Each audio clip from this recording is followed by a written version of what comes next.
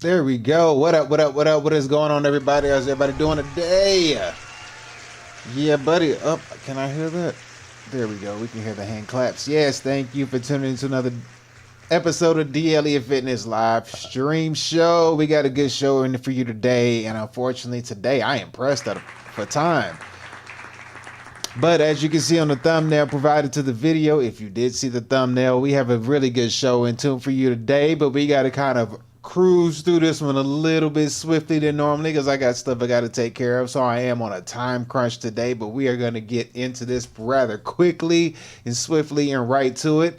But just to let you know, we are simultaneously streaming on Twitch, Kick, YouTube, and Rumble. That's right, YouTube for sure. If you're on YouTube, do me a favor right there. If you're going to see this little like button, you're going to hit that thing right there. Did it come up? Yes, it did. That little like button that just popped up, going to hit that like button for me. Get the algorithm out. It's greatly appreciated. I greatly appreciate everything that you do. If you want to contribute to today's show, bam, there's your Cash App and your Venmo. And I'll make sure that I read whatever it is that you put your top priority. Cash App is going to be Daniel2888. And then the Venmo is going to be Danny-Daniel-00. Yes, sir. Yes, sir. Today's going to be a good one today. Hopefully you went and got your workout into the gym today because I sure did.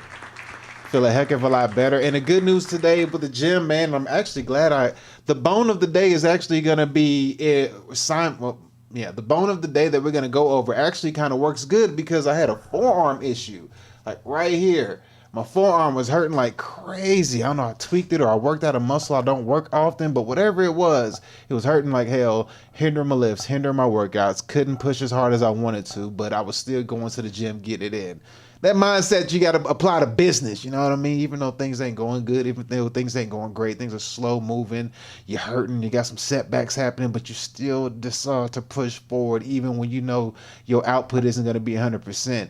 That's what we got to do. So even though I pushed forward and through all of it today when I went and lifted today, no forearm pain, and boy was I killing it in the gym today, boy. I was getting it in. You should have seen me. You should have seen me. I was like, that's how I felt. That's how I felt. I was like, yes. Like I hit a new level of strength. Beast mode. But anyway, enough of that. Enough of that shenanigans. Let's calm down. Calm down. Let's go ahead and get right into the show. For today's show, for the fitness part of the show, we're going to go over the Anatomy Lab video. They're going to give us a little breakdown of how the human body builds incredible strength without getting bigger. That's an interesting one. Without getting bigger, how the human body can actually produce incredible strength. Something that some of y'all need to know, some of y'all need to learn. All because you got big muscles and you can't even turn to wipe your ass, that don't mean you're strong. It just means you got a lot of big muscles. And from what I was told from a Muay Thai coach, you know, the muscles that he can see on me, he's like, those are just easy targets, bro. You make it easy for me to hit the spots I need to hit. I mean, you're just a walking target. I was like, God dang. I was like, bruh. I had to kind of look at him, give him this look right here. Like, say that. Tell me he didn't just say that. But he did, and he was telling the truth. And I learned because every time he hit me, he hit the same spot every time, which hurt like hell. But hey, you live and you learn. Then next we have the economy portion of the show. And the economy portion of the show, we are going to go over, we're going to pick up on part 2 and basically going to learn the hidden origins of the Bank of England today. The hidden origins. We're not going to get as long as we want on this video, but we'll go further tomorrow on part 3, but today we're just going to learn the hidden origins of the Bank of England. If you've been paying attention on the last show, we've basically been just showing the central banking and the enslavement of mankind. So today we're going to see the hidden origins of the Bank of England. But we got to push through because, like I said, we ain't got too much time today. I'm pressing. And then we're going to get right into the AI portion of the show, which then is going to basically talk about the coming AI crime wave, boy. The coming AI crime wave. It's gonna be bad. Well, it already is getting bad. If you're paying attention and you out here looking at stuff that's going on with the AI world, man, oh man, these people doing some amazing things and you should be learning how to do that too. And if you're not learning how to do amazing things, well, you better get with it. You better get with it or get rolled over. That's all I can say. It's not gonna be, whoops, hold on, I gotta fix something over here on my side. I got stuff going on. We gotta get this right. We got to get this right. All right, do we got this fixed? Is this fixed? Okay, there we go. We got that fixed. All right. Yes, few things going on, but we got to make sure all of this stuff is working before we proceed forward. But with that being said, we got everything working. We got everything going. Nothing to it but to do it. So with that being said, let's go ahead and kickstart off this show with the first portion of the show, which is going to be the fitness portion of the show for sure. Yes, sir. Like I said, we are going to look over it and see exactly how the body builds incredible strength without it getting bigger. We may skip over the bone of the day. It depends on how much time this takes. Is like I said, we're on a time crunch. So I think we'll fit it in. Let me just stop talking about it and let's just get to it. Ain't nothing to it but to do it. So let's go ahead and get right into it. So we're going to slide right on over and pull up the video. Well, before we pull up the video, let me go ahead and hit that refresh button because, you know, they're gonna slap us with an ad as soon as we get started and it'll just be like a waste of time. But, you know, can y'all hear that airplane? That thing sound rather low. Yeah, airplane sounds really low. Got me a little nervous over here. There's been too many, you know, accidents and oopsie daisies going on in the world today. But anyhow, pull this video up. I'm going to change that banner because that's not the correct banner. Bam. Bam. You know what I mean? We got that set up. And is this on here right? That is on there right. All right, cool. So we're good to go. We got everything set up. We're going to go ahead and check this video out for the fitness portion of the show. How the body builds incredible muscle without getting bigger. Fair use to the institution of human anatomy. Fair use. And let's go ahead and let them take it away. Let's go. Capacity to improve their strength with certain types of exercise, most often through resistance training. But what actually happens inside the body when you get stronger? And what's the best training protocol to accomplish this? Often you hear that if you want to get stronger, you have to get bigger. And yes, it is true that often a bigger muscle is a stronger muscle. However, you can actually get significant strength improvements without much or any increases in muscular size or muscular hypertrophy. So today, we're going to explain the different strength adaptations that occur with getting stronger by getting bigger versus getting stronger without putting on much size. And we're going to do this by showing you some awesome relevant anatomy by taking you from the brain through the nerves and into the muscles. All right. And of course, talk about some of the training protocols to improve your strength. So let's do this. All right, let's do it. Why in the world would anyone not want to get bigger and stronger at the same time? I need water. Well, there are plenty of athletes where they may want to be as strong as possible without putting on much weight. That'd be or good. in other words, their strength to body weight ratio is important. This is also known as relative strength, which is a measure of how strong an individual is in, say, like a particular lift or movement compared to their body weight. Okay. Like having a high relative strength would be very beneficial for, say, something like a vertical jump. Also, there are sports where people have to be in certain weight classes, so they may want to maximize their strength at that weight. But what is muscular strength? Muscular strength is about how much force your muscles can produce. And we most often represent this by someone's 1 rep max, the greatest amount of weight you could lift one time. And obviously today we're going to talk about how you can improve that. Now earlier I mentioned that we were going to take you from the brain, through the nerves, and into the muscles. All right. What we'll see is that we can get adaptations in multiple places along this chain. And when I say into the muscles, we're going to go deep inside of the muscles to show you how the muscle contracts, as well as certain intracellular adaptations that improve without increasing the size of the muscle fiber. It's ridiculously awesome. So let's get into the brain. Hey man, that's not actually a bad thing to know and understand how to do, you know what I mean? Because people think that the more muscle you get, the more stronger you are. And a lot of the times you see a lot of people in today's world who are actually big and got muscle. A lot of the times, like at least 50% of the time, they on juice, they on roids. So to be able to have that hidden strength like a construction worker strength, you know what I mean? Don't look like a person that is very strong, but they strong type people. Like you want to be able to have that hidden strength. You want to walk around. You want to walk around like a superhero. Like somebody pick on you and you just kind of like do a little shimmy, do a little dance because you know you're about to you're like, ooh, I'm about to break somebody. Ooh, so let's see what this looks like. Let's see how this is developing more strength without getting bigger. I mean, this is going to be really, really interesting. If you decide to contract a muscle, this starts all the way up in the brain in the motor cortex, which is this fold, or what we refer to as a gyrus, on the posterior aspect of the frontal lobe. The signal will move from the motor cortex through a neuron called an upper motor neuron, which travels.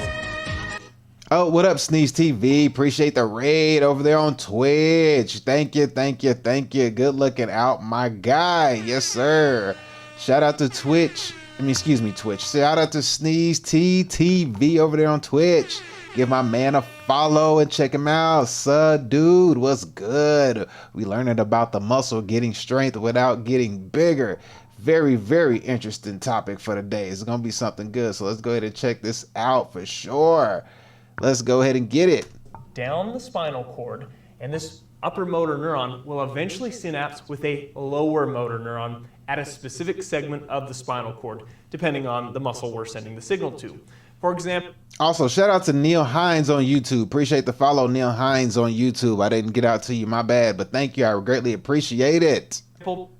if this signal is going to the biceps brachii, this synapse between the upper and lower motor neuron would occur at C5 or C6 spinal cord levels. If the signal were going to a lower muscle like the quads, this synapse would occur at the L2, L3, or L4 spinal levels.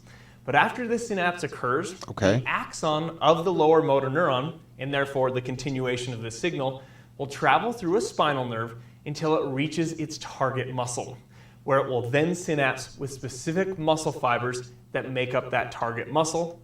So I think he's basically saying like mind to muscle connection, because you know, like a lot of bodybuilders, they be talking about whenever they lift, you got to focus on the mind to muscle connection. So like lighten the weight. I'm just going off of what I think he's kind of referring to, because it kind of does make sense.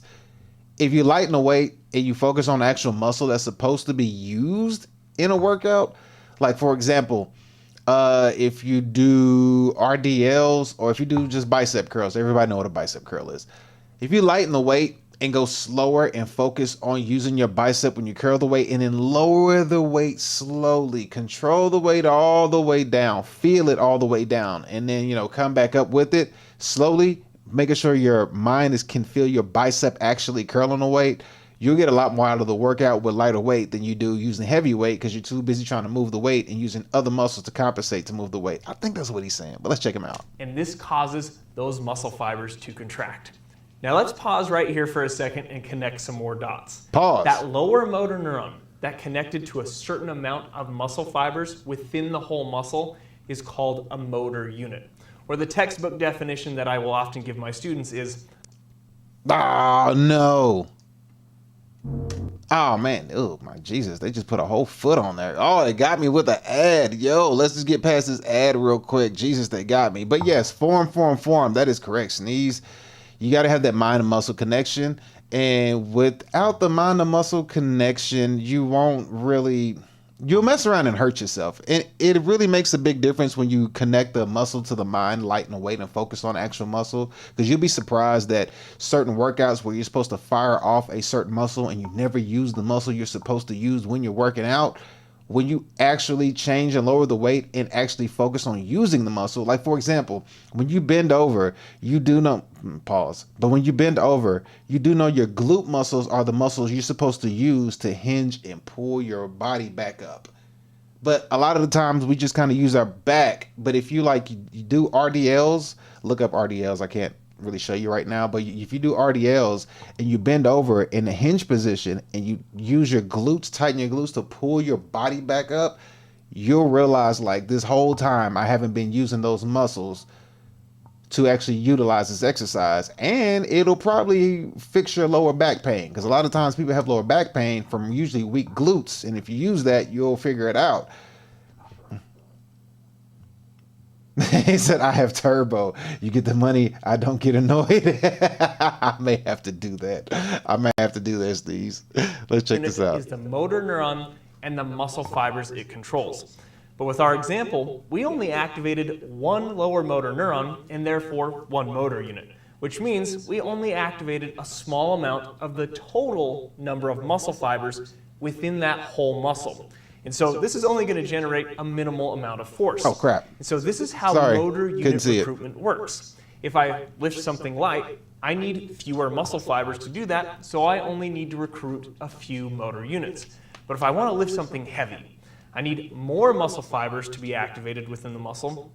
And so then I would start by activating more upper motor neurons in that motor cortex, which would then in turn activate more lower motor neurons that form the motor units with those muscle fibers.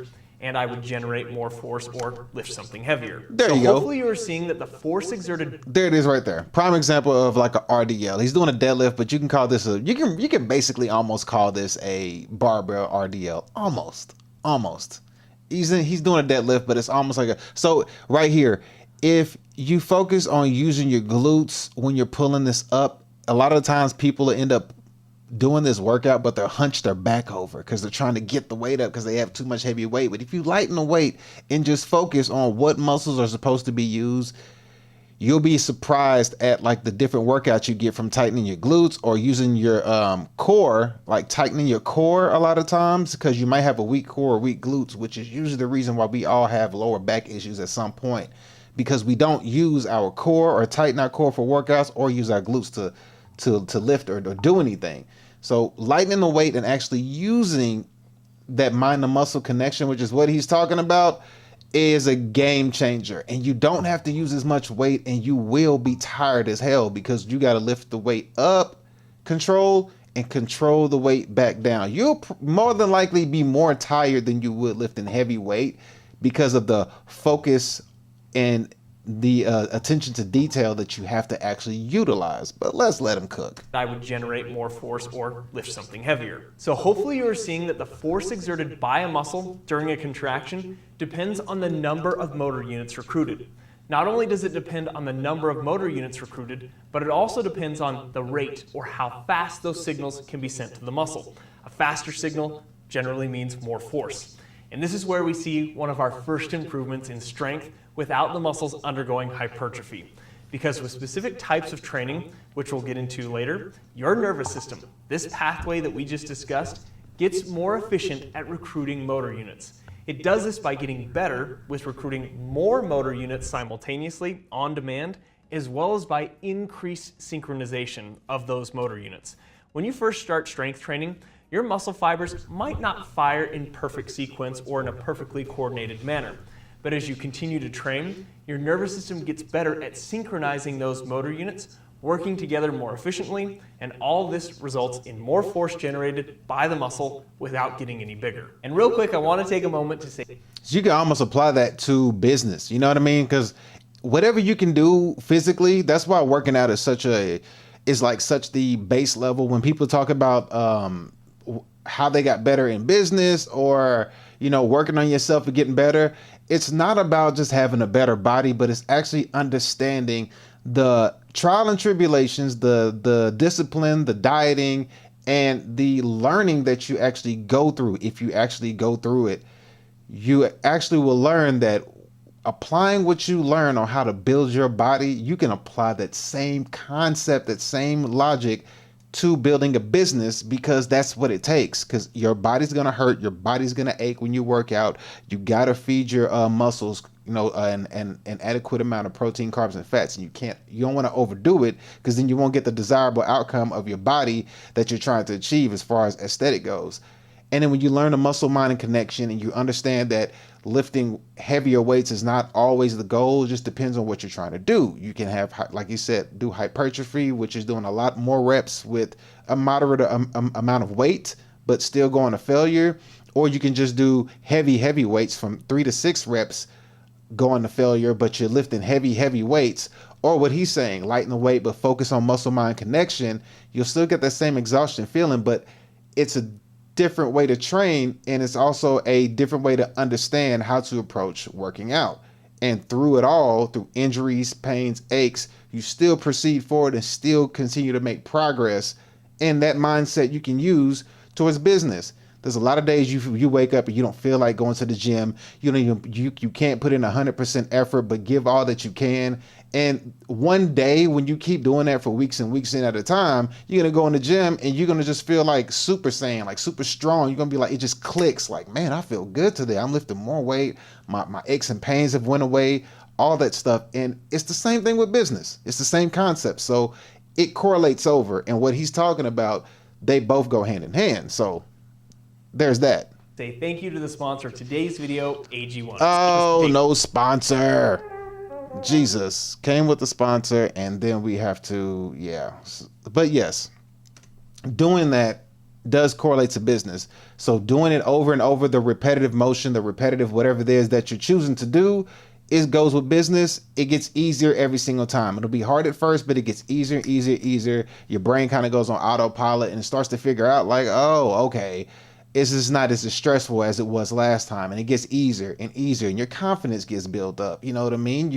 It's like public speaking. You probably shitting bricks if you don't ever public speak often, and it's the hardest thing to do. Just keep doing it. And then you'll start to like have that comfort of like, I don't care if I cough or if I stutter. You understand how to calm down, relax. You know what I mean? I got this. I know what I'm talking about. Your brain doesn't fog up as much. You don't forget what you're about to say. It just gets smoother and smoother. It's the same thing with business. And the thing with business is when you start to generate currency, money, then you use that currency, your money, and put it towards your business, because without currency, you can't really move. But the more currency that you make from your business, you put towards your business, you can actually move and make progress. So it goes hand in hand. You use the currency to move and keep pushing forward. Without currency, you're stagnant. With currency, you can actually make things happen and move. So that's the point of investing back into your business. But I digress. Pulling back up. Let's continue and get this going. Here we go. And so it's definitely nice to see that AG1 are interested. Go free K begin to aid cell membrane. Okay. Get back to it, buddy. Let's go. That can result in improved strength. And in order to do this, we're going to zoom into the synaptic connection between the end of that lower motor neuron and the cell membrane of a muscle fiber. And the synaptic connection is referred to as the neuromuscular junction. And as you can see, they're not technically connected. There's actually a space between the end of that lower motor neuron and the cell membrane of the muscle fiber, and that space is referred to as the synaptic cleft. Okay. And as an FYI, the cell membrane of a muscle fiber is referred to as the sarcolemma. But if we look at the inside of the end of that lower motor neuron, we can see these bag-like structures called synaptic vesicles. And within these synaptic vesicles, there's a neurotransmitter called acetylcholine. And when that signal gets sent down that lower motor neuron, those synaptic vesicles release the acetylcholine into that synaptic cleft. And then those acetylcholine molecules will bind to the acetylcholine receptors embedded in the membrane of that muscle fiber. And this will then cause ion channels to open up and sodium will rush into the muscle fiber, and this creates an action potential and eventually leads to the muscle fiber contracting. Now we'll get into a little bit more of that in just a second, but right. Okay, so I understand one thing that he's pointing out that's actually very important. He's talking about the signal. The signal comes from up here. The signal goes from here, and then you send the signal off to whatever it is you're doing. So the entire time, when there's a signal being generated from here to wherever you send it to, always understand that it starts here and it goes to wherever you choose to send it to. So it's like the power of like the brain. What you think of yourself, how you see yourself, or what you perceive yourself capable of doing, you can do it. That's and this goes into working out or fitness or anything in life. So always remember the power of your thoughts. Even though he's talking to us about like muscles and tissues and strength and stuff like that, he's still correlating everything to thought. It starts up here first and it goes everywhere else. So keep that in mind. Always think about that. He's talking about the signal that you're generating from here and you're pushing it through there. So the power of your thoughts and how you see yourself, how you speak to yourself, how you perceive yourself really matters. Right here at the neuromuscular junction, we can get physiological adaptations that can result in improved strength. That lower motor neuron can get more efficient at releasing the acetylcholine. And within that synaptic cleft, we have certain enzymes that are in charge of breaking down the acetylcholine so that it can be recycled and put back into that lower motor neuron, this process of reuptake. And this whole process can also get more efficient. So just having changes at the neuromuscular junction can also result in improved strength. So now let's go inside the muscle fiber to learn how a muscle fiber contracts. And of course, this will help us to understand some other physiological adaptations that result in strength. And if we go to the inside of a muscle fiber, we'll see that it's made up of multiple contractile protein subunits called... While most drivers go... Oh my gosh, they're killing me today. Boy, they're killing me today with these ads. But yes, he's going to dive deeper into these muscles. This ad is not going to take long. And matter of fact, we're done already. So let's go ahead and get right back into it. Let's not waste no time. Let's go. Oops. And sarcomeres are stacked end to end to end to end in sequence, kind of creating this string of sarcomeres. And a string of sarcomeres is referred to as a myofibril.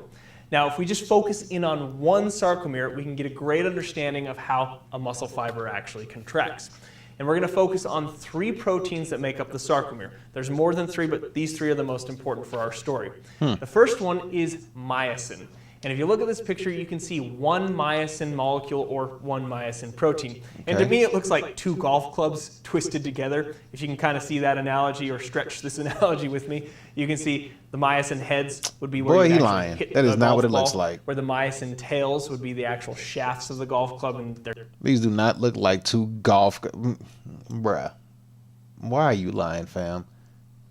Just call it what it looks like. they're kind of twisted together. Now, all of the myosin molecules bundled together create a thick filament within the sarcomere. So multiple myosin molecules bundled together equals thick filament in sarcomere. But then the other protein we want to take a look at is actin. One actin molecule or actin protein is one like circular ball that you're seeing. And pay attention, he's talking about 3 proteins, which is one of the main reasons why it's so important to have a high protein intake with your diet, because protein is what repairs your muscles and helps build muscles. So he's speaking on 3 proteins. This is extremely important to always hit your proteins when you eat your macros, or if you feel like snacking or something, you got a sweet tooth, try to replace it with a protein. And if you're a person who works out all the time, or not even work out all the time, but if you're just a person that it will help your body regardless. It'll help you shed fat and all that good stuff. So understand that he's talking about protein, and it's 3 different kinds, but this is the importance of protein for your muscles. In this picture. And you can see that there's multiple actin molecules strung together. It almost looks like 2 strings twisted. And all those actin molecules twisted together on that string creates the thin filament. So myosin bundled together makes a thick filament. All the actin molecules strung together equals the thin filament. Now you'll notice that thin filament also has another protein associated with it. This protein wrapping around the thin filament is called TTC, or troponin tropomyosin complex. And what's really interesting about this whole interaction between these 3 proteins is I often will tell my students, myosin is in love with actin. Myosin wants nothing more than to bind to actin and cuddle, or what we'll refer to as ratcheting a little bit later on. But TTC, you could kind of think of them as the protective parents of actin. They don't want myosin cuddling and ratcheting with actin. They're trying to protect it. So when you see TTC covering up the binding sites of actin, that's when a sarcomere is in a resting state. But for us to understand how a muscle fiber contracts, we need to go back to the neuromuscular junction, where we learned that lower motor neuron released acetylcholine, and the acetylcholine would bind to the acetylcholine receptors in the membrane of the muscle fiber. And when this occurred, it caused ion channels within the membrane of the muscle fiber to open up, and sodium would rush into the muscle fiber, creating an action potential. Now, if you don't feel like we've gone into the weeds enough, we could go further into the weeds when we talk about the action potential that occurs with muscle fibers, but we're going to save that for another video. Today, what we need to know is that when this action potential occurs, it affects a specific structure within the muscle fiber called the sarcoplasmic reticulum. And this sarcoplasmic reticulum is in close proximity and wraps around these sarcomeres. And it contains calcium. So when the action potential occurs, it causes the sarcoplasmic reticulum to release the calcium. And then calcium binds to TTC. And when calcium binds to TTC, it causes the TTC to change its shape just enough to slightly move out of the way and expose those binding sites on actin. And what will myosin do as soon as those binding sites are exposed on actin? Myosin's going to bind and ratchet. So that's probably why they say that milk does a body good, because of the calcium in it. So he's basically speaking on what the calcium does, and when the calcium moves the actin out the way, then the myosin binds to the actin and becomes the strong binding force. So I guess it's probably why they say that calcium is strong for your bones as far as muscles go. We kind of referred to as cuddling earlier, but you can see that ratcheting, or some books will refer to it as the power stroke, that's going to pull and start to shorten the sarcomere. And what's interesting about this bond between myosin and actin is that it requires a high energy molecule, ATP, to actually break that bond. So we burn an ATP, the myosin will release and actually reset the head, but then bind to a further down actin molecule and ratchet again. Use another ATP, reset, bind further down, and ratchet again. And you can see that would shorten by ratcheting and ratcheting and ratcheting the overall sarcomere and therefore shorten the overall muscle fiber. And what's crazy to think about is there are multiple myosin heads, multiple actin molecules doing this within each individual sarcomere, and it's just happening ridiculously fast. Like every time I'm moving a muscle, these sarcomeres are shortening and I just can't keep up with it. But this whole idea of what's happening with the muscle contraction, and now that we understand it a little bit more fully, this can help us to learn some more physiological adaptations that occur with improvements in strength. Now, one way to get stronger with this whole process that we just learned is that you could increase the number of contractile proteins within the muscle fiber. Increase the amount of myosin and actin, and you're going to be able to generate more force. However, if you make more myosin and actin, this is going to take up space and therefore increase the overall size of the muscle. And again, this often happens with people who are doing certain types of resistance training. They get muscular hypertrophy going hand in hand with increases in muscular strength. However, it has been shown with certain types of strength training that you can have improved contractility of the sarcomeres and therefore generate more force independent of increases in muscular size. Ah, okay. So that makes perfect sense. That's why you have calisthenic people who are not super buff, but you got, people who lift weights who stimulate hypertrophy. They get buff, but the calisthenic people, they just get super shredded and, strong. That actually makes sense. Or in other words, the sarcomeres and the contractile proteins that you do have start to contract more forcefully without making more of them. And there are a few reasons for this. One is the speed and efficiency at which the calcium is released and recycled with the sarcoplasmic reticulum increases. Also, there's evidence that suggests the bond between myosin and actin also gets stronger, which of course I just think is great with my love story analogy, because the more time these two spend together connecting and pulling on each other, the stronger that bond gets, and they cuddle and ratchet even harder, producing more force and strength for the muscle. Now, we do also need to address that some strength improvements can come from some of the slow twitch muscle fibers converting to more of a fast twitch fiber. In general, we say that slow twitch fibers are great at resisting fatigue, so they are great for endurance activities. However, they don't generate as much force.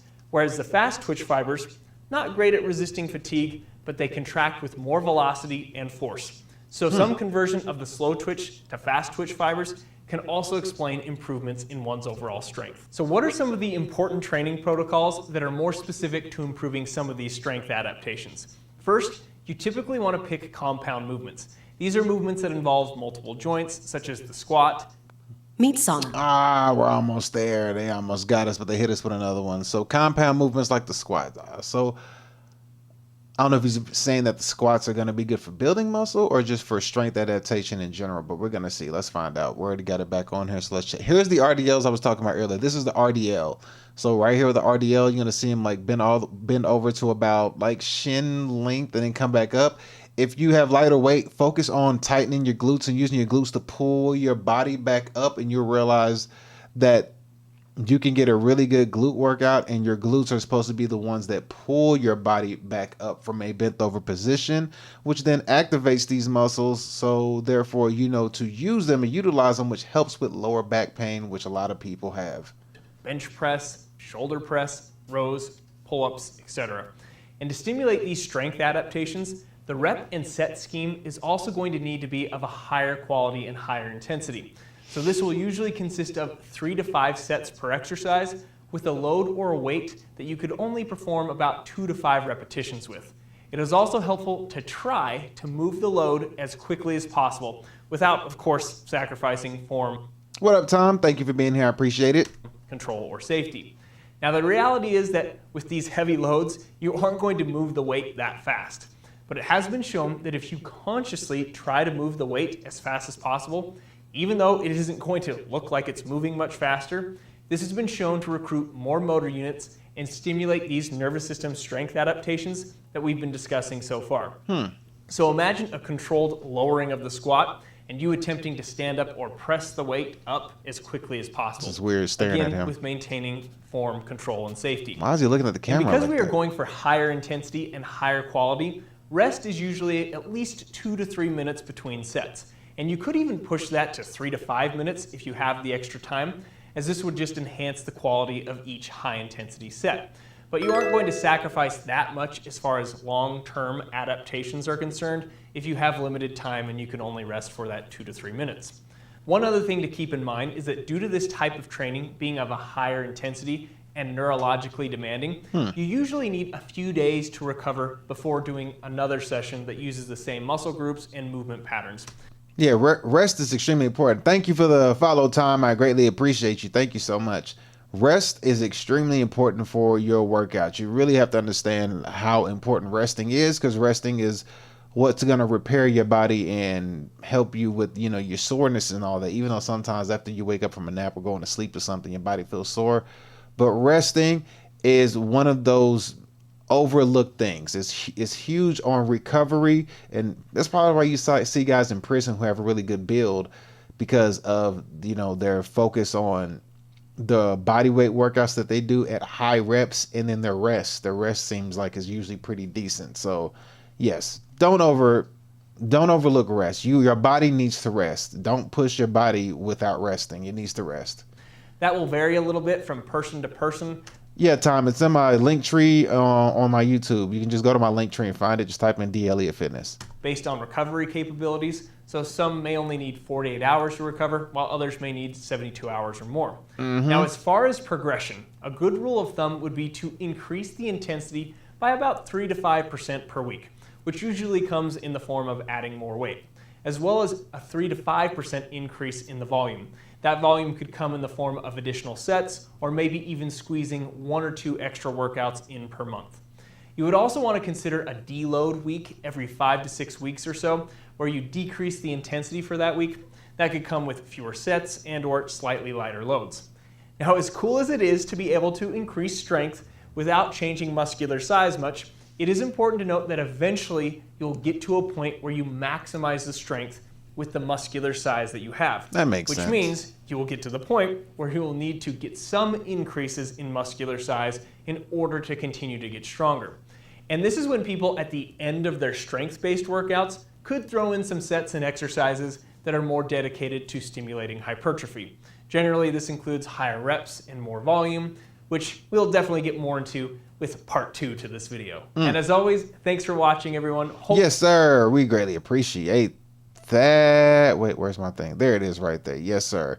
So shout out to them for that very informative video. Thank you. What is it? Institution of Human Anatomy. Shout out to them. Yes, yes.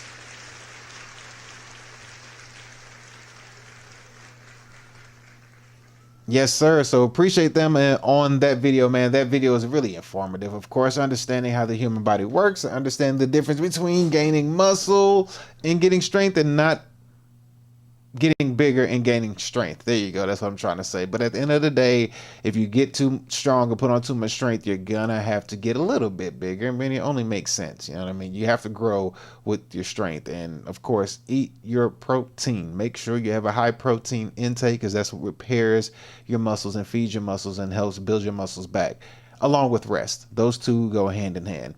And, you know, use carbs for prior to your workout.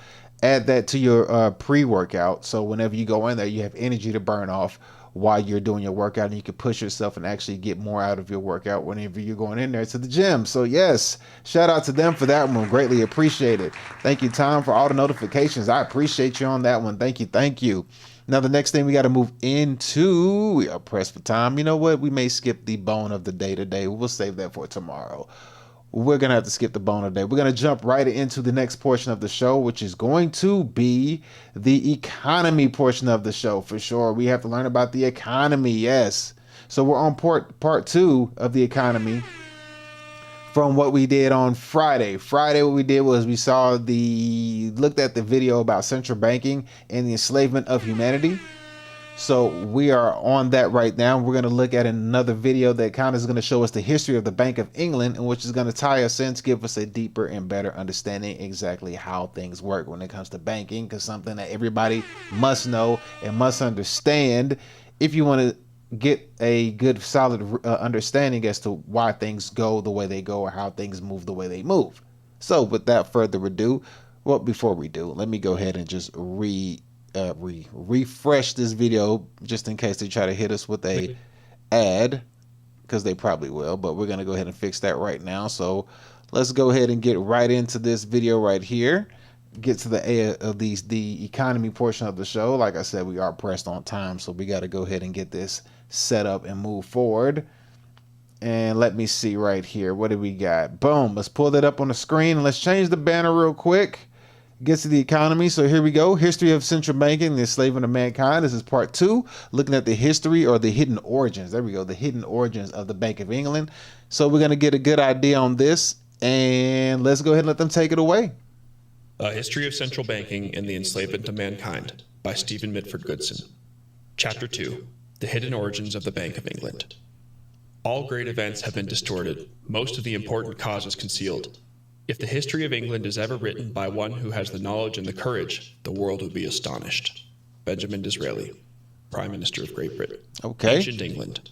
King Offa ruled the Kingdom of Mercia, which was bounded by the rivers Trent and Mersey in the north, the Thames Valley in the south, Wales in the west, and East Anglia and Essex in the east, from 757 to 791 AD. It was one of the 7 autonomous kingdoms of the Anglo-Saxon Heptarchy. Offa was a wise and able administrator and a kind-hearted leader. He established the first monetary system in England. On account of the scarcity of gold, he used silver for coinage and as a store of wealth. That makes The sense. standard unit of exchange was a pound of silver divided into 240 pennies. The pennies were stamped with a star, Old English stara, from which the word sterling is derived. In 787, King Offa introduced a statute prohibiting usury, viz., the charging of interest on money lent, a concept which dates back to the pagan era. All right. So I don't know if you saw the video that we did part 1 on this. So the usury is going to come from usually from the bankers who basically would charge high interest loans on using their currency, and every time this seems to happen, somebody life ended. You know what I mean? So because we had saw this last time when Caesar had put stuff on people who was doing usury and people who were storing their wealth and not providing employment for people in the economy. Caesar ended up going bye-bye. Shortly afterwards, he I guess the people that was basically paying him was like, sir, you gotta go. So we're seeing this right now. We're seeing this happen right now with this person named King Alfred. And we're going to see if King Alfred, lives to, see another day, which we all understand that, he didn't make it. But we're going to see what happened and how he got unalive, because right now he's got laws against usury. And those are issues that the higher ups don't like to have laws against. So we're going to see if he has a common ending as opposed to trying to stop this from happening with other people. So here we go. The laws against usury were further entrenched by King Alfred, 865 to 899, who directed that the property of usurers be forfeited, while in 1050, Edward the Confessor, 1042 to 1066, decreed not only forfeiture, but that a usurer be declared an outlaw and be banished for life. Oh, wow. Interesting. Okay, so they were really going after usury. So, and if you don't know what usury is, let me go ahead and make sure I got it correctly. So usury is basically going to be the illegal action or practice of lending money at unreasonably high rates of interest. So what we have going on, using someone else's currency, because money is gold and silver. So using someone else's currency and being charged high interest rates on said currency, being taxed to tax the daylights out of people, that's usury. So that's what they're trying to stop people from doing. So let's see how this pans out. First Jewish migration and expulsion. The Jews first arrived in England in 1066 in the wake of William I's defeat of King Harold II at Hastings on the 14th of October. These Jews came from Rouen, 75 miles, 121 kilometers, from Falaise in Normandy, where William the Conqueror was born illegitimately as William the Bastard. Oh. Although the historical record does not indicate whether they promoted the idea of a military invasion of England, these Jews had at the very least financed it. For this support, they were richly rewarded by being allowed to practice usury under royal protection. The consequences for the English people were disastrous. By charging rates of interest of 33% per annum on lands mortgaged by nobles and 300% per annum on tools of trade or chattels pledged by workmen, within 2 generations, 1/4 of all English lands were in the hands of Jewish usurers. Golly, you charge. See, there it is right there. And one person tried to actually put a ban on usury, saying that you couldn't charge the same amount of interest that has, what was it? You can't charge interest that is more than the capital. So if you got a $200 loan, you can't have 300% interest. It's like you're just overdoing it. It's ridiculous. So they did it right here. They charged the rates of interest 33% per annum on lands and mortgaged it by nobles, and 300 per annum on tools of trade or chattel pledged by workmen within 2 generations. So I mean, I would say a generation takes what, 20, 40 years, 40, 50 years. They had all English lands in the hands. Within 2 generations, 1/4 of all English lands were in the hands of Jewish usurers. 1/4. At his death in 1186, Aaron of Lincoln was declared to be the richest man in England, and it was estimated that his wealth exceeded that of King Henry II. Furthermore, the Jewish immigrants undermined the ethos of the guilds and exasperated the English merchants by selling a large variety of goods under one roof. They also played a prominent role in the clipping of silver coins and the melting of them into bullion and the plating of tin with silver. The famous economist, Dr. William Cunningham, compares the activity of the Jews in England from the 11th century onward to a sponge, which sucks up all the wealth of the land and thereby hinders all economic development. Oh, wow. Interesting, too, is the proof that even at this early period, the government did everything in its power to make the Jews take up decent trades and honest work, and thereby, at the same time, amalgamate with the rest of the population, but all to no purpose. Okay, hold on. I have to. Okay, wait. So hold on. So right here, what it says is the activity of these people in England from the 11th century onward. He basically said they're like a sponge, which sucks up all the wealth of the land and thereby hinders all economic development. Interesting too is the proof that even at this early period, the government did everything in its power to make them take up decent trades and honest work, thereby at the same time amalgamate with the rest. Okay, so which is kind of interesting, but I'm gonna show you something real quick. Hopefully they don't get mad at me for saying this, but this individual right here is part of the same tribe. Here we go. Look, this man right here, he's part of the same tribe. Shout out to him. All right. So the activity right here, it sucks up all the wealth of the land and thereby hinders all economic development. And what we're kind of seeing right now with AI is that AI is basically going to suck up all the wealth of the land because ain't nobody going to be able to make no money. Let's get it. And thereby, at the same time, amalgamate with the rest of the population, but all to no purpose. By the beginning of the 13th century, many nobles were in danger of losing their lands through usury and taxation. In 1207, an enormous sum of £60,000 was levied in taxes on the Christian population.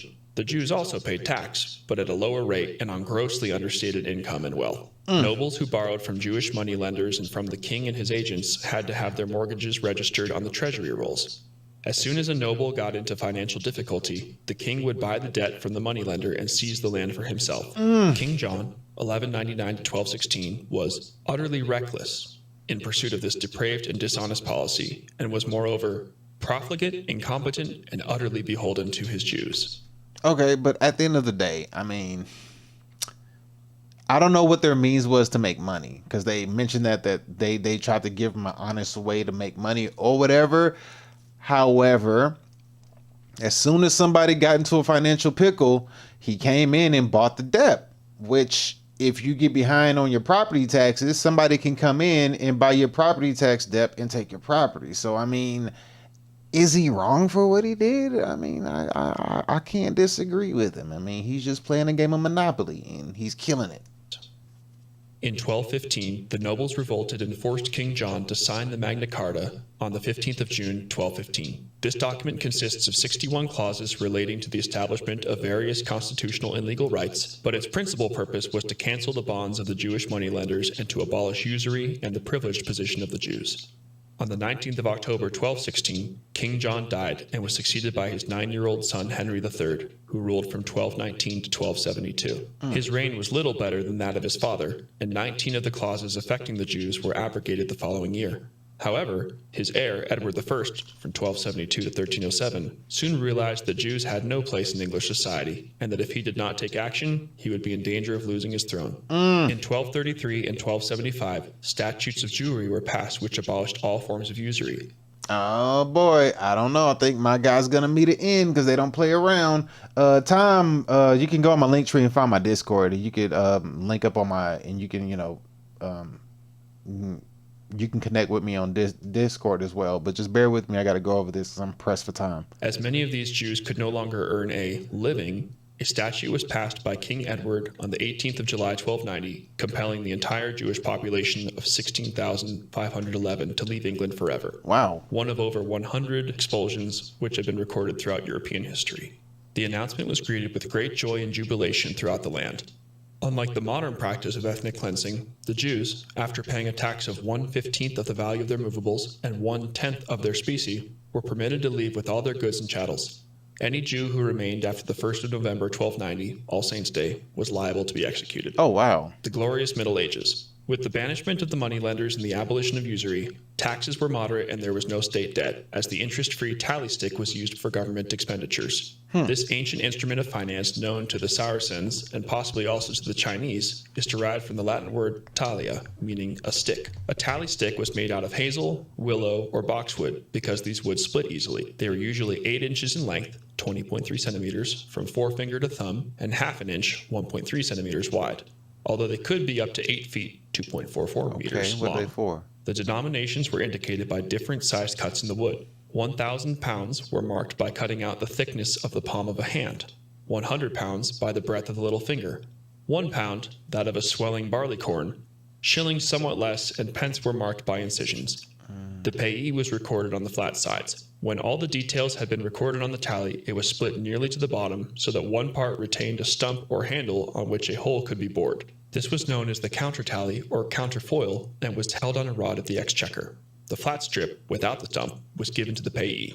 As no two pieces of wood are identical, it was impossible to forge a tally stick. Okay. Tally sticks were first introduced during the reign of King Henry II from 1100 to 35 AD and would remain in circulation until 1783. It was, however, during the period of 1290 to 1485 that tallies would reach their apogee and constitute the principal means of state finance. Tallies were used not only to pay state salaries, but to finance major items of infrastructure, such as construction of the Wall of the City of London and public buildings and ports. The exact amount of tallies in circulation is not known, but is late. Okay, so one thing I have to point out is this. I have to point this out. Tom, I won't be able to, unfortunately, because today I'm pressed for time. Let's see. So right here, it says, this is known as the counter tally or counterfoil and was held on a right of exchanger. The flat strip was given to the payee as no two sticks were identical. It was impossible to forge a tally stick, so therefore you couldn't like print or create a copy of this type of, I guess, currency or barter system. Right here, it says that the reign of King Henry II, and he said the tally sticks or whatever, they would remain in circulation until 1783. Declaration of Independence was signed in 1776. So shortly after the Declaration of Independence was signed, we see that these went away. So I wonder if they correlate or have a, if they have something that connects, because that time frame is like less than 10 years. But to finance efforts. The exact amount of tallies in circulation is not known, but as late as 1694, 17 million pounds worth were still in existence. Wow. This was a prodigious sum, as the king's annual budget rarely exceeded 2.5 million pounds, and a laborer earned a penny a day. With tolerable taxes, no state debt, and no interest to pay, England enjoyed a period of unparalleled growth and prosperity. The average laborer worked only 14 weeks and enjoyed 160 to 180 holidays. Nice. According to Lord William Leverhulme, a writer of that time, the men of the 15th century were very well paid. In fact, so well paid that the purchasing power of their wages and their standard of living would only be exceeded in the late 19th century. A laborer could provide for all the necessities his family required. They were well clothed in good wool and cloth and had plenty of meat and bread. Houston Stewart Chamberlain, the Anglo-German philosopher, confirms these living conditions in his The Foundations of the 19th Century. In the 13th century, when the Teutonic races began to build their new world, The agriculturalist over nearly the whole of Europe was a freer man, with a more assured existence than he is today. Copyhold was the rule, so that England, for example, today a seat of landlordism, was even in the 15th century almost entirely in the hands of thousands of farmers, who were not only legal owners of their land, but possessed in addition far-reaching free rights to common pastures and woodlands. During their spare hours, many craftsmen volunteered their skills in building some of England's magnificent cathedrals, which reinforces one of the basic tenets of Western civilization that, without leisure time, the fostering of culture is not possible. George Macaulay Trevelyan, the English social historian, describes these accomplishments as follows. The continuous but ever-moving tradition of ecclesiastical architecture still proceeded on its majestic way, filling England with towering forests of masonry of which the beauty and grandeur have never been rivaled either by the ancients or the moderns. In the newer churches, the light no longer crept but flooded in through the stained glass, of which the secret is today even more completely lost than the magic of the architecture. Although King Henry VIII, 1509 to 1547, relaxed the laws regarding usury in 1509, they were subsequently repealed by his son, King Edward VI, 1547. Okay, so from 1509, he relaxed the laws, but this guy, but that's 47. So they had like about 30 years to utilize usury before again it was prohibited. So he relaxed it for about 30 years. Then he came in and said, "No, we ain't doing that. It's completely prohibited." So 30 years worth of usury, which is a good amount of time to stack some money. 1553, by an act of 1552, whose preamble stated that usury is by word of God utterly prohibited as a vice most odious and detestable. End of a golden era. During the 17th century, this golden era came to a tragic end. Okay. Large numbers of Jews, who had been expelled from Spain in 1492 by Isabella I of Castile and Ferdinand II of Aragon on account of their persistent involvement in usury and unethical business practices, had settled in Holland. Although the Dutch were at that time an important maritime power, the Jewish usurers based in Amsterdam desired to return to England, where their prospects for expanding the operations of their money-lending empire were far more promising. During the reign of Queen Elizabeth I, 1558 to 1603, small numbers of Marranos, Spanish Jews who had converted to a sham form of Christianity, settled in London.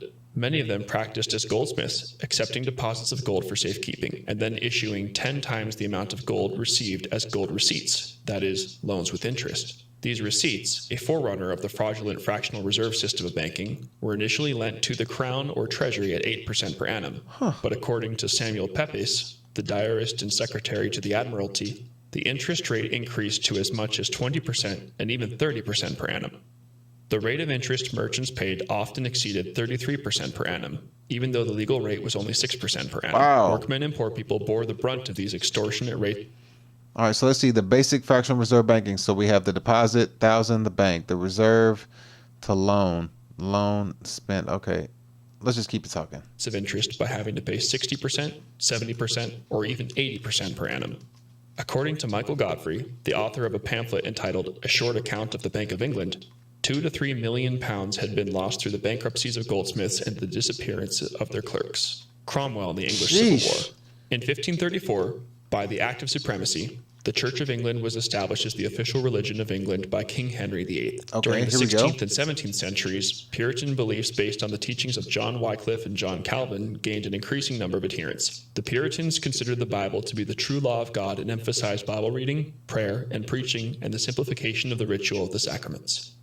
The Stuart King Charles I, 1625 to 1649, who wished to maintain the preeminence of the Anglican Church, came into intensified conflict with the Puritans, who were making great progress in proselytizing the population. After the assassination of Charles's trusted friend and advisor, the Duke of Buckingham in 1628, he gradually became more isolated. The growing religious division provided a perfect opportunity for exploitation by the Jewish conspirators. Oh, man. As Isaac Disraeli, the father of Prime Minister Benjamin Disraeli, wrote in The Life and Reign of Charles I, the nation was artfully divided into Sabbatarians and Sabbath breakers. In 1640, one of the leaders of the clandestine Jewish community, Fernandez Carvajal, a merchant and spy, who was also known as the Great Jew, organized an armed militia of about 10,000 operatives who were used to intimidate the people of London and sow confusion. Large numbers of pamphlets and leaflets were also distributed. Civil war soon followed between the Royalists, Anglicans, and the Roundheads, Puritans, and lasted from 1642 to 1648. The Roundheads, with their new model army, were victorious, and an estimated 190,000 persons, or 3.8% of the population, died. Right here, it says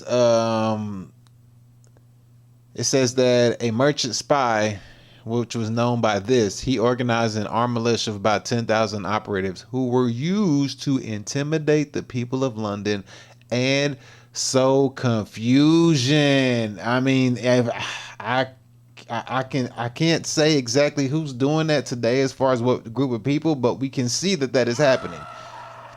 We can see that intimidation and confusion does happen in today's world. Can't say by who, but we can see it happening for sure. The leader of the Roundheads was Oliver Cromwell, 1599 to 1658. Oliver Cromwell? Whose new model army was not only outfitted and provisioned by the chief contractor and professional agitator Fernandez Carvajal, but also bankrolled by Jewish moneylenders in Amsterdam. The leader of the Dutch Jews, Manasseh ben Israel, sent begging petitions to Cromwell asking that the Jews be allowed to immigrate to England in return for the financial favors which he had so generously arranged. The regicide of King Charles I. The treachery to which Cromwell descended is revealed in correspondence between himself and the Synagogue of Molheim, Germany. 16th of June 1647, from O.C. Oliver Cromwell to Ebenezer Pratt. In return for financial support, we'll advocate admission of Jews to England. This, however, impossible while Charles living. Charles cannot be executed without trial, adequate grounds for which do not at present exist. Therefore, advise that Charles be assassinated, but will have nothing to do with arrangements for procuring an assassin, though willing to help in his escape. In reply was dispatched the following: 12th of July, 1647, to O.C. from Ebenezer Pratt. Will grant financial aid as soon as Charles removed and Jews admitted. Assassination too dangerous. Charles will be given an opportunity to escape. His recapture will make trial and execution possible. The support will be liberal, but useless to discuss terms until trial commences.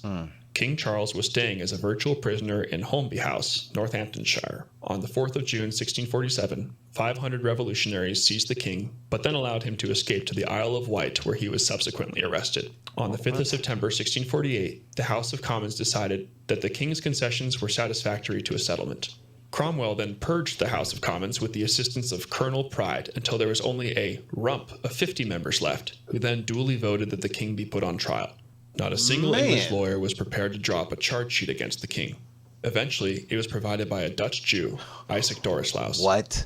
The king was forced to participate in a show trial in a high court of justice in which 2/3 of its members were levelers from the army. Charles refused to plead, but was found guilty and executed on the 30th of January, 1649. Wow, they had that much power that they literally had one of their own people eventually provide their own sheet against the king. Wow, they had their own lawyer put up. Oh man. To plead, but was found guilty and executed on the 30th of January, 1649.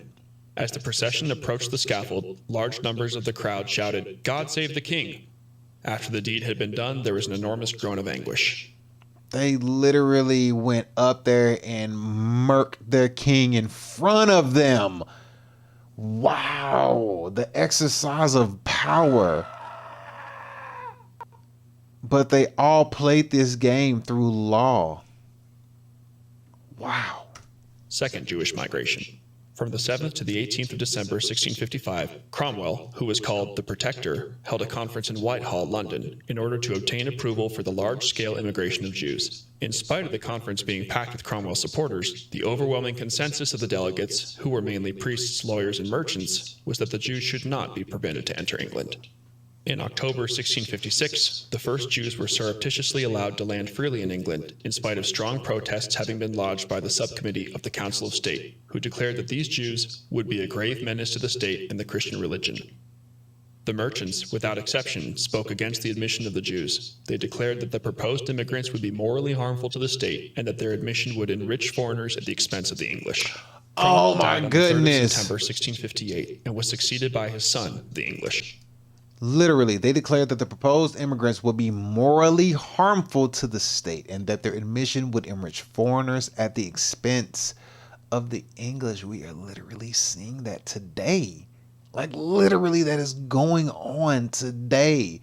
Morally harmful. We're seeing morality being broken at a rate we've never seen before. So this is happening.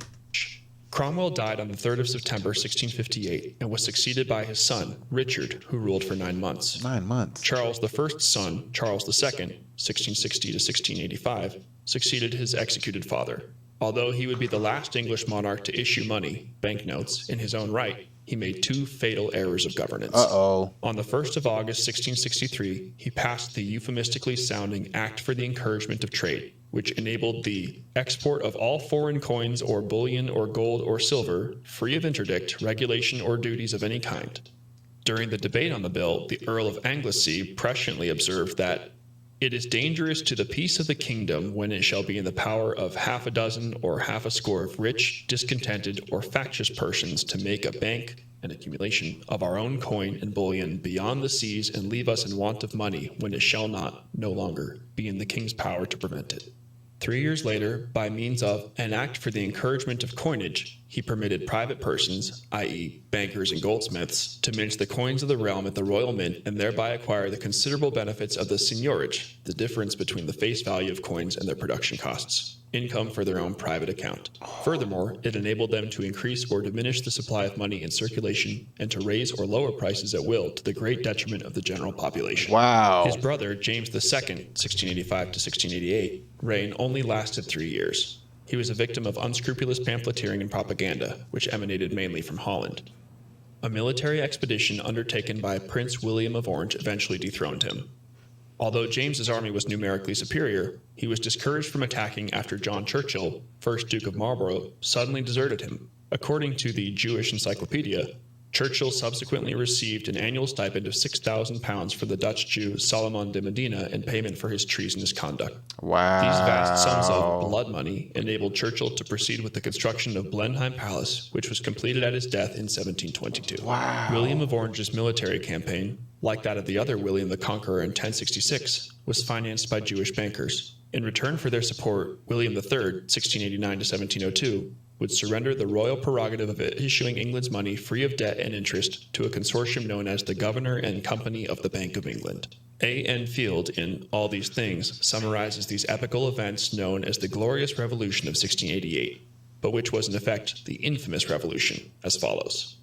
33 years after Cromwell had let the Jews into Britain, a Dutch prince arrived from Amsterdam surrounded by a whole swarm of Jews from that financial center. Driving his royal father-in-law, James II, out of the kingdom, he graciously consented to ascend the throne of Britain. A very natural result following on this event was the inauguration of the national debt by the establishment 6 years later of the Bank of England for the purpose of lending money to the crown. Britain had paid her way as she went until the Jews arrived. The pawn shop was then opened, and the resulting situation in which the nation finds itself today could not be better described than in the words put by Shakespeare with prophetic vision in the mouth of the dying John of Gaunt. This land of such dear souls, this dear, dear land, dear for her reputation through the world, is now leased out, I die pronouncing it, like to a tenement or pelting farm. England, bound in with the triumphant sea, whose rocky shore beats back the envious siege of watery Neptune, is now bound in with shame. With inky blots and rotten parchment bonds, that England, that was wont to conquer others, hath made a shameful conquest of itself. Okay, so then they did this. When did they do this? This happened.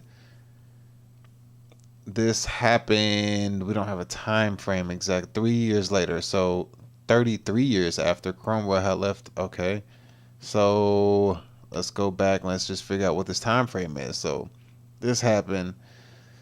Okay, so where are we at? What is our time frame? So 33 years after Cromwell left. So I would say we're at 17.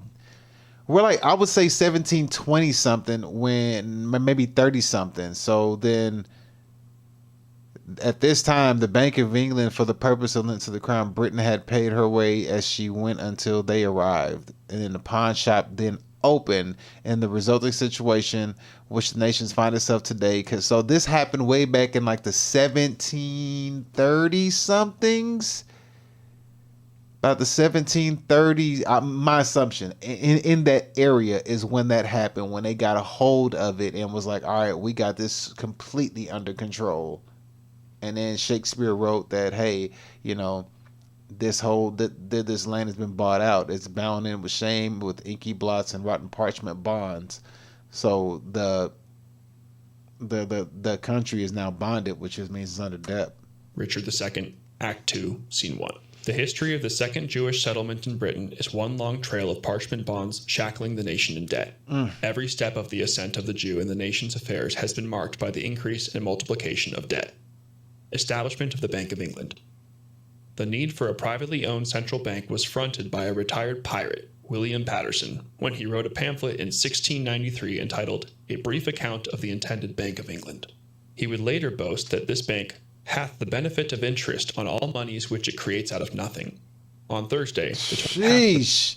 Had the benefit of interest on all monies which it creates out of nothing.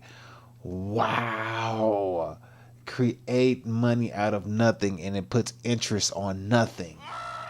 Golly, that's brutal. The benefit of interest on all monies which it creates out of nothing. On Thursday, the 21st of June 1694, subscription lists for the bank, which had a capital of £1.2 million, were opened. By the following Monday, this amount had been fully subscribed. The ostensible purpose of the bank was to lend King William unlimited sums at 8% per annum to enable the prosecution of war, and in particular, the conflict against Louis XIV of France, whose country was not on the usury system. The bank would thus receive from the Crown interest of £100,000 per annum, the additional £4,000 being an administrative fee. The bank also acquired the right to issue £1.2 million in banknotes without any gold cover. Prior to its listing, the bylaws of the bank were carefully scrutinized by Sergeant-at-Law Cresswell Levins in order to ensure that the bank complied with its hidden purpose, viz., to fleece the English people in perpetuity by allowing the creation of the nation's money and means of exchange out of nothing at interest. All of this fake money was to be accompanied by compounding interest. Levins was a crypto-Jew, or Marrano, who practiced as an advocate and later served as a judge. There was much opposition to the establishment of the bank. Foremost were the goldsmiths and moneylenders, who correctly foresaw that it would bring an end to their usurious racket of fractional reserve banking based on their gold receipts. Landowners and country gentry feared an escalation in interest rates, as the bank would control the nation's money supply. There were allegations that the bank would favor certain merchants with low rates of interest. Wow. The biggest fear was that the bank would grow too powerful and would become the keystone of the commercial world. Unfortunately, this is exactly what happened, as the Bank of England became the model on which all subsequent central banks were replicated. Look at this picture. Wow. Look at that picture. It feeds on nothing but gold. It feeds on nothing but gold. So then it turns around, takes the money that it lends out of nothing, charges interest on money that is worthless, and then turns around and hoards all the freaking gold. What? This is crazy. At that time, the House of Commons had 514 members consisting of 243 Tories, 241 Whigs, and 28 members whose allegiance was unknown. About two-thirds of the members were country gentlemen, and it is believed that of the 514 members, approximately 20% were illiterate. The bill was debated in July 1694, the high point in summer, when most of the rural members were engaged in summer pursuits and the harvesting of their crops. On that fateful Friday, the 22nd. Yo, appreciate you. Tina Fox, thank you for the follow. I greatly appreciate you. I'm chilling, just over here doing we're at the economy portion of the show. I'm kind of in a rush today trying to finish this up real quick, but we're looking over the hidden origins of the Bank of England. So yeah, and we're on part 2. We did part 1 on Friday. So we're basically looking at the central banking and the enslavement of mankind, and we're on part 2. So check this out. 7th of July, 1694, when the Charter of Incorporation was granted, only 42 members were present, all of them Whigs, as the Tories opposed the bill, who all voted in favor of it. This begs the question as to what a quorum consisted of in those days. The title of the bill made no mention of the proposed Bank of England, which is only described, or one might say, secreted, two-thirds down in the unintelligible verbiage, to the layman that is, of the bill. The opening sentence of the bill reads as follows: William and Mary, by the grace of God, King and Queen of England, Scotland, France, and Ireland, defenders of the faith, etc. To all for whom these presents shall come greeting. The third sentence, which contains 242 words, starts, Whereas in and by a certain act lately made in Parliament, entitled an act for granting to their Majesties several rates and duties upon tonnage of ships and vessels, and upon beer, ale, and other liquors, for securing certain recompenses and advantages in the said act mentioned, to such persons as shall voluntarily advance the sum of £1,500,000 toward carrying on the war with France, it is amongst other things enacted. The gist of the final two-thirds of the bill details the necessity to levy a complicated array of new rates, duties, and taxes on ships, beer, ale, and other liquors. The true purpose of these taxes was that they were needed in order to fund the interest on all future government loans. Golly, the true purpose of these bills, the true purpose of these taxes was that they were needed in order to fund the interest on all future government loans. Oh my goodness. And at the end of the day, these taxes that they're placing is coming from the money that they create that is worth nothing, but they get paid interest on it, and they use nothing to tax. Oh my goodness, this is brutal. It was that they were needed in order to fund the interest on all future government loans. Shortly thereafter, further taxes were introduced, including a land tax, paper tax, poll tax, salt tax, stamp tax, and window tax, which replaced the hearth or chimney tax. Wow. Other taxes initiated were a tax on peddlers, a tax on hackney coaches, a tax on births, marriages, and deaths, and lastly, a tax on bachelors. However, the most punitive tax introduced was an income tax, levied at a rate of 20%. It was applied not only to companies, but laborers too. Wow. War and debt slavery in perpetuity. Henceforth, a pattern would emerge where unnecessary wars would be embarked upon, which simultaneously increased the national debt and the profits of the usurers.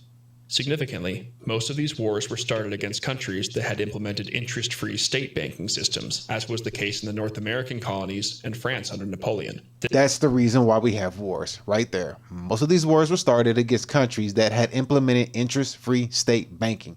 They wanted to take over the state banking and put them under their banking so they can have debt slavery in perpetuity. Oh my goodness. Your money is fake. Your food and your water are being poisoned. All these wars are based on lies. Your country is run by a bunch of, oh my gosh, okay. Free state banking systems, as was the case in the North American colonies and France under Napoleon. This pattern of attacking and enforcing the banker's system of usury had been deployed widely in the modern era and includes the defeats of Imperial Russia in World War I, Germany, Italy, and Japan in World War II, and most recently, Libya in 2011. These were all countries which had state banking systems, which distributed the wealth of their respective nations on an equitable basis and provided their populations with a standard of living far superior to that of their rivals and contemporaries. Man. Within 2 years of its establishment in 1696, the Bank of England had £1.75 million worth of banknotes circulating with a gold reserve of only 2%, or £36,000. On the 1st of May 1707, the union between Scotland and England was established, motivated in no small way by the necessity to seize control of the Royal Mint in Edinburgh, which took place in 1709. In 1720, after the conclusion of the War of the Spanish Succession, 1701 to 1714, the national debt had risen to £30 million, with the war itself having cost £50 million. Thank you, Jessica Carter. I appreciate that follow. Thank you. After the American War of Independence, 1775 to 1783, which had been fought after the colonists had been forced to replace their debt and largely interest-free colonial scrip with English money and had resulted in 50% unemployment, the national debt soared to £176 million. Dang, so this national debt is just basically, I mean, it's made up. It's not real. The national debt is not real. It's completely fake. And all it is just a way to enslave you. But there isn't any money. There's no real money. It's just a fake currency that's being used.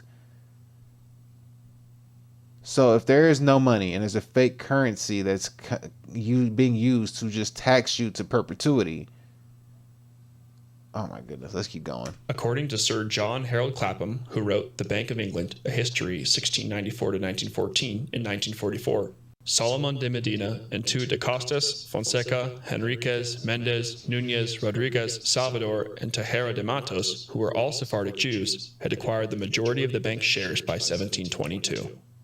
In 1786, Prime Minister William Pitt the Younger tried to abolish the national debt with a sinking fund, which generated interest of £1 million per annum to repay the debt. This scheme was soon abandoned because of the enormous increase in loans incurred to finance the war against Napoleon. In 1797, in order to pay for the burgeoning interest burden, a system of graduated income tax had to be introduced, which by 1815 was yielding £70 million per annum. Wow. The war against France lasted from 1792 until 1815. Among the principal objectives of this pointless bloodletting was to destroy Napoleon's debt and interest-free system of finance. See Chapter 3. During this period, Napoleon had basically, he was fighting for his debt and interest-free system of finance. They were trying to impose their will upon him and enslave their people. It's all it is. It's just about enslaving people. To destroy Napoleon's debt and interest-free system of finance. See Chapter 3. During this period, England also waged a war against the United States from 1812 until 1814. This war, as was the case with the war against France, was instigated by England at the behest of banker Mayer Amschel Rothschild, real name Bauer, after the United States Congress refused to renew the charter of the Rothschild-controlled Bank of the United States, which had been the Central Bank of America from 1791 until 1811. Mayer Amschel Rothschild is famously credited with having said, "Give me control of the economics of a country, and I care not who makes her laws. The few who understand the system will either be so interested from its profits or so dependent on its favors that there will be no opposition from that class." God. British Prime Minister Spencer Perceval, 1809 to 1812, tried to stop this completely futile war, but was assassinated on the 11th of May 1812 in the lobby of the House of Commons by John Bellingham, a political radical who had been set up by Rothschild. By 1815, the national debt had ballooned to £885 million. This completely unnecessary war resulted in approximately 3 million military personnel and at least 1 million civilians losing their lives. In order to destroy Napoleon's State Bank, it cost the deluded British public a staggering £831 million, of which over £2.5 billion were still outstanding in 1914. The principal of £504 million had over the intervening period increased fivefold as a result of the compounding effect of interest. An astute agrarian and parliamentarian, William Cobbett, 1763 to 1835, at that time perceived what was afoot and wrote as follows: "I set to read the Act of Parliament by which the Bank of England was created. The investors knew what they were about. Their design was to mortgage by degrees the whole country, lands, houses, property, labor. The scheme had produced what the world never saw before: starvation in the midst of abundance. In 1800, a member of Parliament, Sir William Pulteney, proposed the formation of a national bank after having made vigorous attacks against the bank. In 1824, another member of Parliament, David Ricardo, submitted a detailed plan to convert the Bank of England into a national bank. Both attempts failed. Oh, man, this is crazy. The affairs of the Bank of England remained secret, and it was not until 1833, 139 years later, that a sanitized version of its accounts were presented to Parliament by means of the Act of 1833. At the start of World War I in 1914... Oh, the Act of 18... I think that's a severely important act. Oh my gosh, the Act of 1833. I think that's an extremely important act. But let's keep going. The national debt stood at £650 million. On March 31st, 1919, it had increased to £7.434 billion, of which £3 billion is still outstanding after 95 years at an interest rate of 3.5% per annum. In the 1919 budget, 40% of expenditure was allocated to the payment of interest. In World War II, the national debt rose by almost 300%, from £7.1 billion in 1930. Okay, so once again, we have that skip. That happens. This is the second time I've seen this happen. We go from 1919 right here, and then we jump all the way up to 1939, 1940. So there's a 20-year gap again. That's the second time I've came across them skipping that precise 20-year period. It's the second time I've came across this. They intentionally skip from 1919 to 1940. Like, that gap is intentionally skipped. 39 to £20.1 billion in 1945. As of March 2017, it stands at over £1.8 trillion. However, if one includes all liabilities, including state and public pensions, it exceeds £5 trillion. Nationalization. On the 14th of February 1946, the Labour government nationalised the Bank of England. The shareholders received treasury notes to the value of £11,015,100, which were redeemable after 20 years. This nationalisation, which supposedly placed the bank under public control, did not introduce any change to the privately run system of fractional reserve banking and was undertaken purely for propaganda purposes as part of the Labour Party's nationalisation program of certain financial and industrial concerns. On the 6th of April 1974, the Bank of England established the Bank of England Nominees Limited, company registration number 1307478, a wholly owned subsidiary, with private shareholders holding its 100 £1 shares, of which 50% were sold. There is a suspicion that this rearrangement of the bank's affairs represents a reverse takeover of it by private shareholders. In view of the fact that certain aspects of the Bank of England's operations are protected by its Royal Charter, Section 27(9) of the Companies Act of 1976, and the Official Secrets Act of 1989, and are therefore not subject to public and parliamentary scrutiny, there may well be substance to this allegation. Wow. Yo, that right there, they dropped a heck of a lot of let's say that word. They dropped a heck of a lot of gems on us on that one, man. Shout out to Peace Dozer for putting that video out. You gotta get a round of applause for that one. Wow. That's crazy. And to see and understand, it still goes on to this day, and dude even said it in the video. It says that by the time people realize this, you're either going to be so infatuated that you're going to get down with the scheme, or you're not going to be able to do anything, and you're not going to be able to be opposition to the scheme. So that's crazy. That's wild. Oh my goodness. And every single war that goes on, every single time somebody leads a rebellion, the underlying theme of what we think wars and revolutions are, it turns out they are the same. They're all about the same cause. Everybody's fighting to stay away from bankers' currency, but the banker seems to win every time and place them under their currency. All right, that's going to be it for today's show. I'm not going to be able to make it to the AI portion today. We'll do the AI segment tomorrow. So I'll just do a whole show tomorrow, and I'll have enough time to be able to do the AI portion of the show. With that being said, man, thank y'all so much for tuning in. And if you're on YouTube, hit the like button. I appreciate everybody that came into the show today and followed. I greatly appreciate all of y'all. Thank y'all so much. Thank y'all for coming in, speaking, talking, and sharing your thoughts with me. And we'll be back on tomorrow. Don't have a set time yet, but we'll be on a little bit earlier than what we were today. But take care of yourself until tomorrow. We'll see y'all later. See y'all tomorrow. We're out of here. Peace.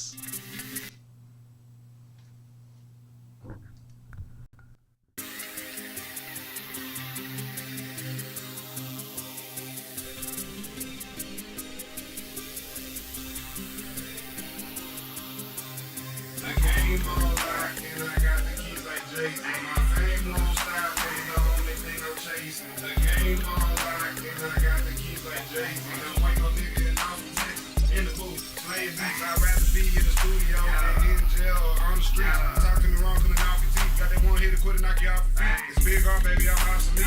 Pockets chunky like cottage cheese. Real nigga, I just gotta be. Smoking weed that don't gotta see. Used to be a hustler prodigy. I love when people say they proud of me. I'm eating good, smoking broccoli. Taking over blocks like Monopoly. Only fucking ones, that's my policy. Most of these hoes trying to cause a scene. Like niggas mad they not on the team. See, I got bread, then bought a dream. The game on lock, and I got the keys like Jay. My fame won't stop, but the only thing I'm chasing. The game on lock, and I got the keys like Jay. My fame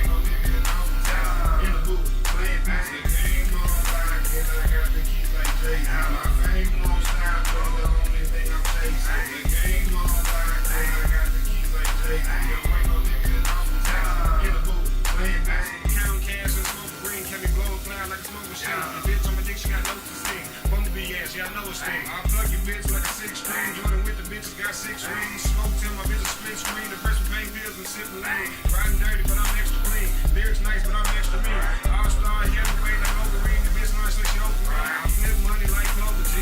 Gang hustle like TIP. It's hard baby like DIG. Acronym like KRT. The game on lock, and I got the keys like Jay-Z. My fame